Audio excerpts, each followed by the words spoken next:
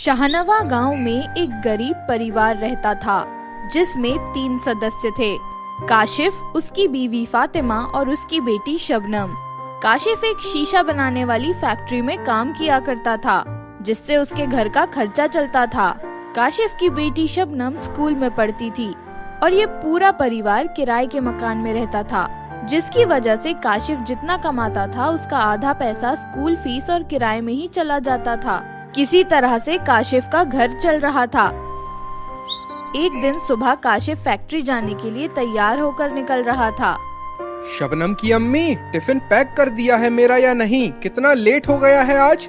देर से पहुंचूंगा तो मालिक भी गुस्सा करेंगे, जल्दी करो। हाँ हाँ लाई, बस हो गया। शबनम को तैयार कर रही थी इसलिए थोड़ा सा लेट हो गया।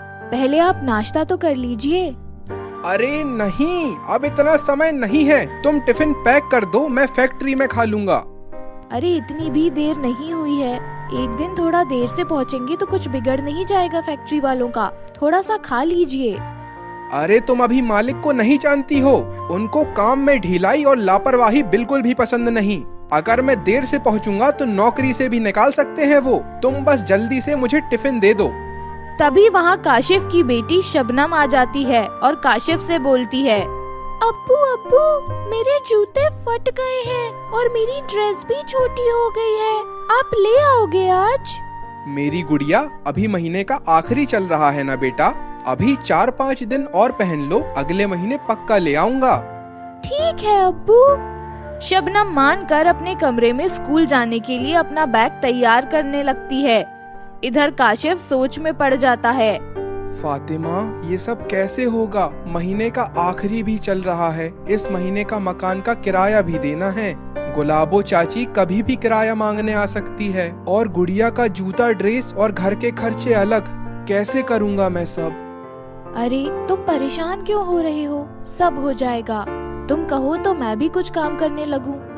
नहीं नहीं शबनम की अम्मी, शबनम अभी बहुत छोटी है। तुम काम पर जाओगी तो वो घर पर अकेले कैसे रहेगी? कौन संभालेगा उसे? मैं करता हूँ ना कुछ। तभी वहाँ गुलाबो चाची आ जाती हैं। लाओ भैया, महीना खत्म होने को है, इस महीने का किराया दे दो। चाची, बस इस महीने के आखिरी तारीख को तनख्वाह मिल जाएगी तो पक्का आखिरी तारीख तक दे दूंगा। गुलाबो चाची स्वभाव से अच्छी थी और काशिफ भी उन्हें टाइम से किराया दे देता था, इसलिए वो तुरंत मान जाती हैं। ठीक है मियाँ, इस महीने की आखिरी तारीख तक दे देना याद से। इतना कहकर गुलाबो वहाँ से चली जाती है। काशिफ हड़बड़ाहट में टिफिन लेकर फैक्ट्री चला जाता है। फैक्ट्री पहुँचते ही काशिफ देखता है सभी मजदूर अपने अपने काम में लगे हुए थे। तभी उसकी नजर मालिक पर पड़ती है। मालिक उसको घूर रहे होते हैं, मानो उसका ही इंतजार कर रहे हों। आ गए जनाब। अगर इसी तरह रोज देर से आना हो तो कल से आने की कोई जरूरत नहीं है। मुझे कामचोर लोग बिल्कुल नहीं पसंद। माफ कर दीजिए मालिक, कल से ऐसा नहीं होगा। अपना ड्रामा बंद करो और काम पर लग जाओ। जाओ। जी मालिक।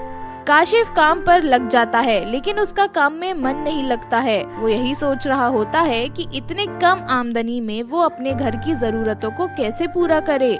तभी उसका हाथ मशीन में फंस जाता है और मशीन उसे पूरा खींच लेती है।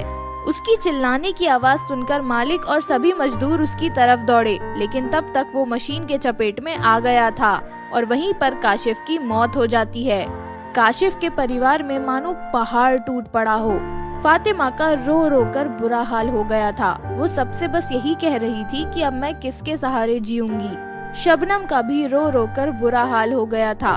फातिमा ने शबनम को रोते देखा तो अपना दुख भूलकर उसका पूरा ध्यान उसकी बेटी पर चला गया। तभी वो हिम्मत बांधते हुए अपनी बेटी को दिलासा देते हुए बोली, रो ना बेटी, तेरी माँ अभी जिंदा है। फातिमा काशिफ का क्रियाक्रम करके अगले दिन फैक्ट्री पहुंच जाती है मालिक से मदद मांगने। देखो फातिमा, मैं तुम्हारी कोई मदद नहीं कर सकता। जो कुछ भी हुआ उसमें तुम्हारे पति की ही गलती थी। उसका ही काम में ध्यान नहीं था। हाँ, मैं बस इतना कर सकता हूँ कि इस महीने की उसकी तनख्वाह तुम्हें दे सकता हूँ, इससे ज्यादा कुछ नहीं।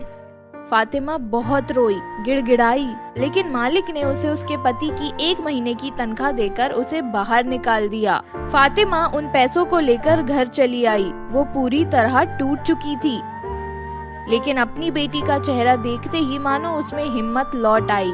वो तुरंत गुलाबो चाची के पास गई और उनसे बोला, चाची, कोई मेरी मदद को तैयार नहीं है। आप बस मेरे को थोड़ा टाइम दे दीजिए, मैं आपका किराया किसी तरह चुका दूंगी। हम माँ बेटी का अब कोई और नहीं है, हम कहाँ जाएंगे। गुलाबो को फातिमा की स्थिति देखकर उस पर दया आ गई। उसने फातिमा से बोला, कोई बात नहीं फातिमा, तेरे पास जब हो जाए पैसे तब दे देना, मैं तुझे घर से निकलने के लिए नहीं कहूँगी। फातिमा खुश होकर वहाँ से चली जाती है। फातिमा को पता था कि अब उसे ही घर चलाना है, अपनी बेटी को अकेले पालना है।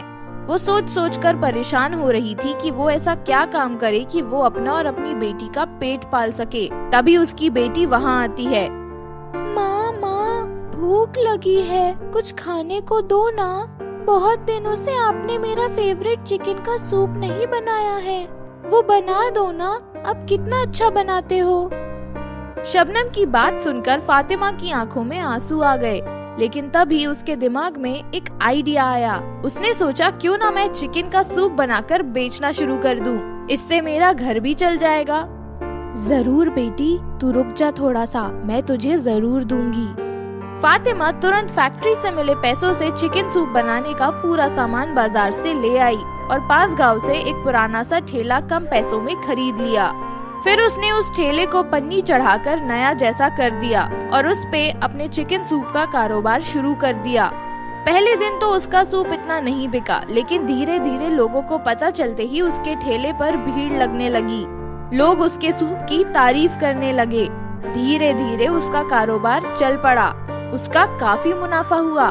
उसने घर का बकाया भी दे दिया और कुछ ही महीनों में अपनी खुद की दुकान भी खोल ली। माँ बेटी दोनों खुशी से रहने लगे। तो दोस्तों, कहते हैं ना कि हमें किसी भी परिस्थिति में हिम्मत नहीं हारनी चाहिए और खुद पर भरोसा रखकर हर मुसीबत का सामना करना चाहिए। आशा करते हैं कहानी आपको पसंद आई होगी। कहानी अच्छी लगी हो तो लाइक, शेयर और हमारे चैनल को जरूर सब्सक्राइब कर लें। मिलते हैं अगले वीडियो में। Thanks for watching.